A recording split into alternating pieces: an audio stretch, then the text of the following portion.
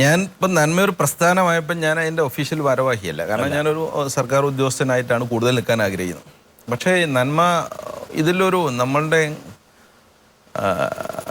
ഒരു ഒരു വളരെ സങ്കടകരമായിരിക്കുന്ന ഒരു കാര്യം എന്ന് പറഞ്ഞാൽ നമ്മൾ എങ്ങനെ ആളുകളെ നോക്കുന്നു ആ കാഴ്ചയാണ് നമ്മളുടെ ഈ പതിയം. ഇതിൻ്റെ ആദ്യ ഒരു പരീക്ഷണം ഞങ്ങൾ നടത്തിയത് ഈ ഉദയ കോളനി എന്ന് പറയുന്ന അവിടുത്തെ ഒരു ക്രൈം പ്രോൺ കോളനി ഉണ്ട്. അവിടെ 156 കുടുംബങ്ങളുണ്ട്. അവിടുത്തെ എല്ലാ അഡൾട്ട്സിനും ഒരു 4-5 കേസുകളുണ്ട് കഞ്ചാവിൻ്റെയൊക്കെ. അപ്പം അവിടെ എല്ലാം ഞങ്ങൾ ആളുകൾ പോയി ബോധവൽക്കരണം നടത്താറുണ്ട്. അവർ മൈൻഡ് ചെയ്യാറുമില്ല. അപ്പം ഇവിടെ ഞാനും ഒരു ദിവസം ബോധവൽക്കരണത്തിന് ചെന്നപ്പം അവർ നല്ല കള്ളൊക്കെ കുടിച്ച് ഫിറ്റായിട്ടിരിക്കുന്നുണ്ട്. അവർ നമ്മൾ പറഞ്ഞ പ്രസംഗമൊന്നും കേൾക്കുന്നില്ല. അന്നപ്പോൾ 2 രീതിയിൽ പ്രതികരിക്കുക. ഒന്നുകിൽ ഇവർ 2 ചെയ്തിയും പറഞ്ഞ് ഇറങ്ങിപ്പോരാം. പിന്നെ അല്ലെങ്കിൽ നമുക്ക് ആലോചിക്കുക എന്തുകൊണ്ട് അവർ കേൾക്കുന്നില്ല. പിന്നീടാണ് നമുക്ക് മനസ്സിലായത് അവരെ സംബന്ധിച്ചിടത്തോളം ഈ ബോധവൽക്കരണം ഒന്നും അവരെ തലയിലേക്ക് കേസില്ല. പിന്നീട് ഞങ്ങൾ ഒരു ഓപ്പറേഷൻ ഉദയ എന്ന് പറഞ്ഞിട്ട് ഒരു പ്രോഗ്രാം ഉണ്ടാക്കി. അതിൽ കുട്ടികൾ, സ്ത്രീകൾ, മുതിർന്നവർ എന്നിങ്ങനെ പല കാറ്റഗറിയിലാക്കി. യുവാക്കൾ. DIG Shri P. വിജയന് ഈ ഒരു പുരസ്കാരം കിട്ടിയതിൽ ഏറ്റവും സന്തോഷിക്കുന്ന ഒരാളാണ് ഞാൻ. കാരണം അദ്ദേഹത്തെ ഞാൻ പരിചയപ്പെടുന്നത് ഏറ്റവും കാര്യക്ഷമതയുള്ള അഴിമതിരഹിതനായ ഒരു ഉദ്യോഗസ്ഥൻ, ഒരു പോലീസ് ഉദ്യോഗസ്ഥൻ എന്നുള്ള നിലയിലാണ്. കൃത്യമായി കാര്യങ്ങൾ ചെയ്യുകയും തൻ്റെ ജോലി കൃത്യമായി നിർവഹിക്കുകയും അഴിമതിയുടെ കറപുരളാതെ തൻ്റെ ഔദ്യോഗിക ജീവിതം മുന്നോട്ട് കൊണ്ടുപോവുകയും ചെയ്യുന്ന ഒരു ഉദ്യോഗസ്ഥൻ എന്നുള്ള നിലയിലാണ്. അദ്ദേഹത്തോട് എനിക്ക് വളരെയധികം ആദരവ് തോന്നിയിട്ടുണ്ട്. പിന്നീടാണ് കൂടുതൽ അടുത്തപ്പോൾ അദ്ദേഹം ചെയ്യുന്ന കാരുണ്യ പ്രവർത്തനങ്ങളെക്കുറിച്ചെല്ലാം മനസ്സിലായത്. ശ്രീ വിജയൻ തന്നെ നേതൃത്വം കൊടുക്കുന്ന അദ്ദേഹത്തിൻ്റെ തന്നെ ഒരു ആശയമായ നന്മ എന്ന് പറയുന്ന വലിയ പ്രചാരങ്ങളില്ലാതെ കെട്ടുകാഴ്ചകളില്ലാതെ നടത്തുന്ന കാരുണ്യ പ്രവർത്തനങ്ങൾ ഏറ്റവും ശ്രദ്ധേയമായ ഒരു പ്രസ്ഥാനമായിട്ട് എനിക്ക് തോന്നിയിട്ടുണ്ട്. സംഗീതത്തെക്കുറിച്ച് താങ്കളുടെ താല്പര്യത്തെക്കുറിച്ചൊക്കെ എനിക്ക് ബോധ്യമുള്ളതാണ്. ഈ 2 വികാരങ്ങളെ സമന്വയിപ്പിക്കുന്നതിൽ സംഗീതം എങ്ങനെയാണ് താങ്കളെ സ്വാധീനിച്ചിരിക്കുന്നതെന്ന് വിശദീകരിച്ചാൽ അത് കേൾക്കുന്നവർക്ക് ഒരു ഉപദേശമാകും, ഒരു പാഠമാകും. എന്നോട് തുമ്പായി ഒരു കാര്യം പറഞ്ഞിരുന്നു. അദ്ദേഹം പല രീതിയിലും തടയും. പക്ഷേ എങ്കിൽ പോലും ഞാൻ ഈ പരിപാടി വരണമെങ്കിൽ അദ്ദേഹത്തിന് ഇഷ്ടപ്പെട്ടതെന്ന് അദ്ദേഹം വിശ്വസിക്കുന്ന പാട്ടിൻ്റെ ഒരു 2 വരി അദ്ദേഹത്തെ കൊണ്ട് പാടിച്ചേ അടങ്ങും. അതായത് ഒരുപാട് ആൾക്കാരെ പോലീസ് സ്റ്റേഷനിൽ ലോക്കപ്പിലിരുത്തി പാടിക്കുന്ന ആൾക്കാരാണ് പോലീസ് സേവാമാർ.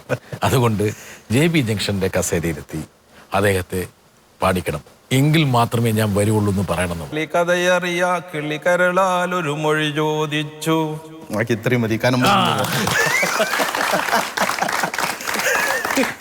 അല്ല, എനിക്കൊരു അത്ഭുതം, ബീനയ്ക്ക് പാട്ട് പാടി കൊടുത്തിട്ടില്ലേ?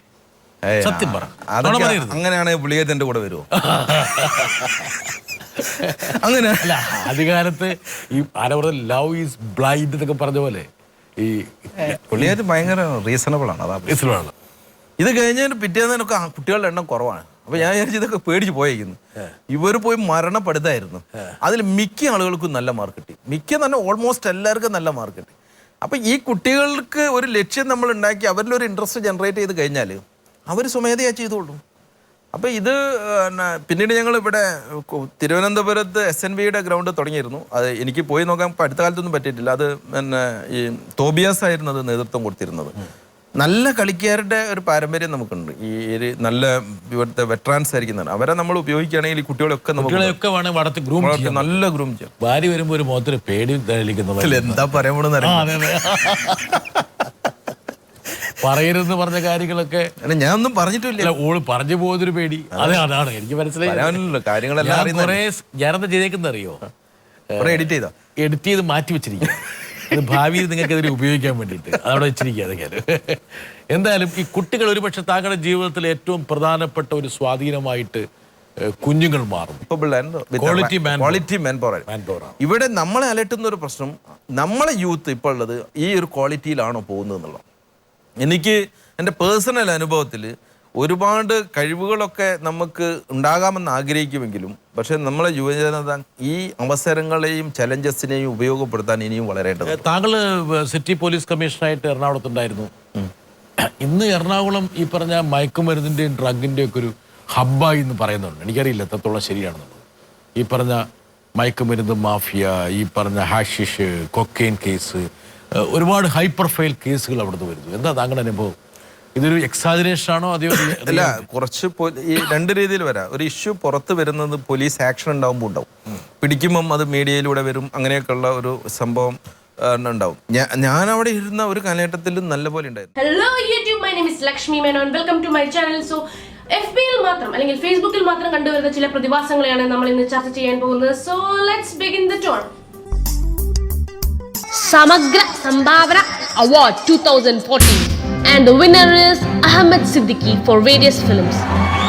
കൈവച്ച എല്ലാ മേഖലകളിലും തന്റെ വ്യക്തിപ്രഭാവം കൊണ്ട് വളരെ മോശമാക്കിയ ഒരാളാണ് കഴിഞ്ഞ വർഷം അഹമ്മദ് സിദ്ദിഖി അഥവാ ഗോഡ് സ്പീഡ്.